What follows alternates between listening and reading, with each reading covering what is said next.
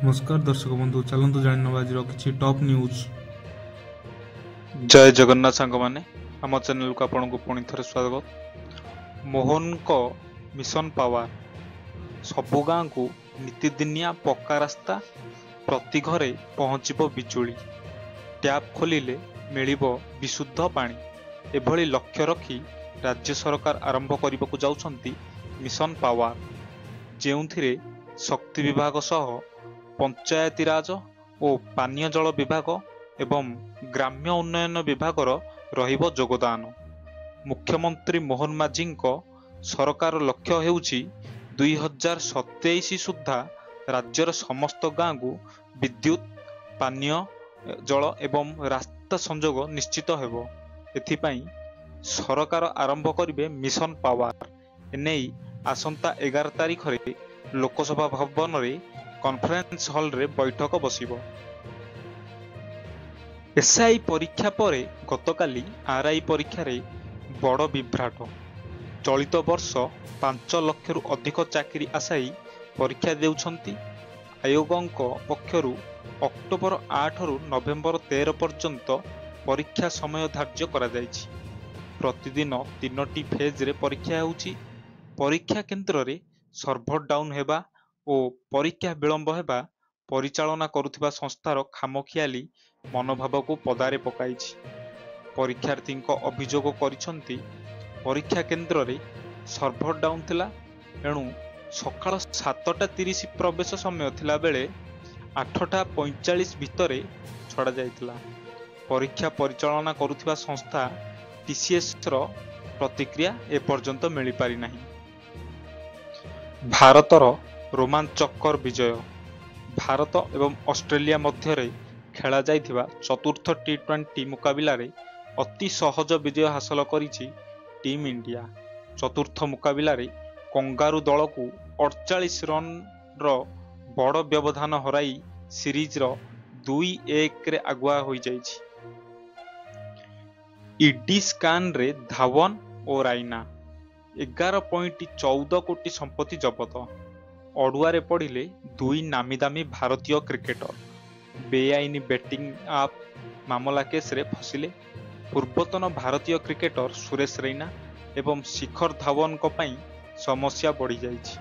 आज एक बेआईन बैटिंग आप मामला सहित जड़ित केस रे सेमानंक विरुद्ध रे प्रवर्तन निर्देशालय ईडी 11.14 कोटी मूल्यर संपत्ति जबत करिछि। ईडी तदंतरु जना पड़िछि जे सुरेश रैना एवं शिखर धावन विदेशी कंपनी मानक सह मिसी बेआईनी बैटिंग कंपनी 1x बैट को प्रोत्साहित करथिले। सुरेश रैना 6.64 कोटी मूल्यर म्यूचुअल फंड निवेश एवं शिखर धावन को 4.5 कोटी मूल्यर अस्थावर संपत्ति जबत करा जाइछि। माड़ खाइला छाड़ खाई सरिला धर्म मास कार्तिक, हेले गुरुवार पड़गला छाड़ खाई। गुरुवार पाई फिका पड़िला छाड़ खाई, शुक्रवार जमिब छाड़। गुरुवार जोगु दर रे किछि खास परिवर्तन देखिबा पाई मिली नथिबा बेले शुक्रवार बेपार जमिब बोली बेपारी आशावादी। कार्तिक मास जाक निरामिष खाद्य खाइथांती लोके। पूर्णिमा सरिबा परे आमिष खाई छाड़ खाई पालन करिथांती। मात्र कार्तिक पूर्णिमा परदिन गुरुवार पड़िथिबारु फिका पड़ी जाइछि छाड़ खाई। खाँ खाँ रहितला आमिष बजार। गोटिए दिन रे जयंक पाई 2 मुख्यमंत्री कले प्रचार। नुआपड़ा कोमना जनसभा रे बर्षिले मुख्यमंत्री। जय ढोलकिया को बेईमान कहिबा प्रसंग रे नवीन को मोहन माझी टार्गेट। सीएम कहिचंती विरोधी दल नेता जय को बेईमान बोली कहिचंती। पूर्वरु तांको मुहरु ए शब्द केबे बाहरी नथिला। एहा कोन विरोधी दल नेतांको मुहरे शोभा पाए? किए बेईमान तांको जवाब देबाको पड़िबो। बेईमान रो संज्ञा कोन? बेईमान काहाको कहंती बोली प्रश्न कले मुख्यमंत्री। बिहार रे प्रथम पर्याय निर्वाचन शेष। ईवीएम रे बंद हैला 121 आसन रे 1314 ପ୍ରାର୍ଥୀଙ୍କ ଭାଗ୍ୟ। ବିହାର ପ୍ରଥମ ପର୍ଯ୍ୟାୟରେ 18ଟି ଜିଲ୍ଲାର 121ଟି ବିଧାନସଭା ଆସନ ପାଇଁ ଆଜି ମତଦାନ ଶେଷ ହୋଇଛି। 45,341ଟି ବୁଥରେ ସକାଳ 7ଟାରେ ମତଦାନ ଆରମ୍ଭ ହୋଇ ସନ୍ଧ୍ୟା 6ଟା ପର୍ଯ୍ୟନ୍ତ ଚାଲିଥିଲା।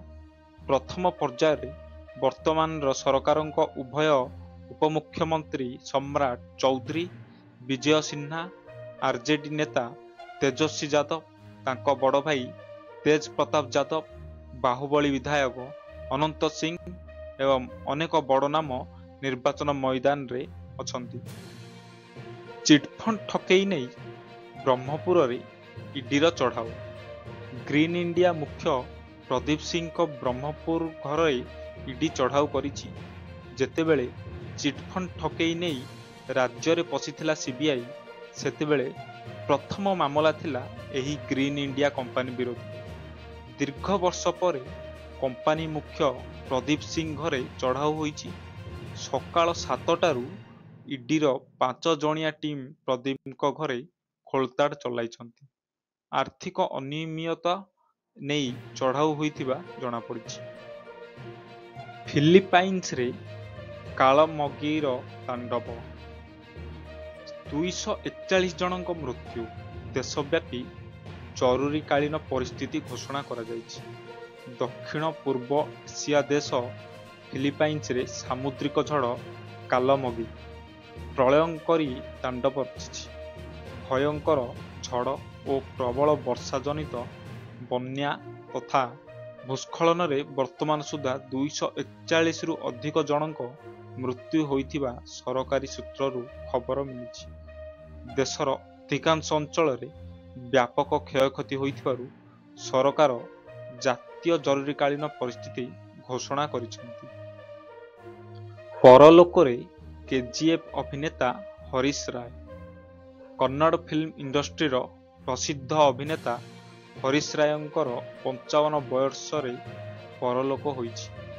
ସେ ଗତ କିଛି ଦିନରୁ ଥାଇରଏଡ୍ କ୍ୟାନ୍ସର ପୀଡ଼ିତ ଥିଲେ। କର୍ଣ୍ଣାଟକର ଉପମୁଖ୍ୟମନ୍ତ୍ରୀ D K Shivakumar social media platform ଏକ୍ସରେ ଅଭିନେତାଙ୍କ ପାଇଁ ପୋଷ୍ଟ ସେୟାର କରି ତାଙ୍କୁ ଶ୍ରଦ୍ଧାଞ୍ଜଳି ଦେଇଛି। ହରିଶ ରାୟଙ୍କ ଯିବାର କନ୍ନଡ଼ ଫିଲ୍ମ ଜଗତ ନୁହେଁ, ବରଂ ପୁରା ସାଉଥ୍ ଫିଲ୍ମ ଇଣ୍ଡଷ୍ଟ୍ରିରେ ଗଭୀର ଶୋକର ଛାୟା ଖେଳିଯାଇଛି।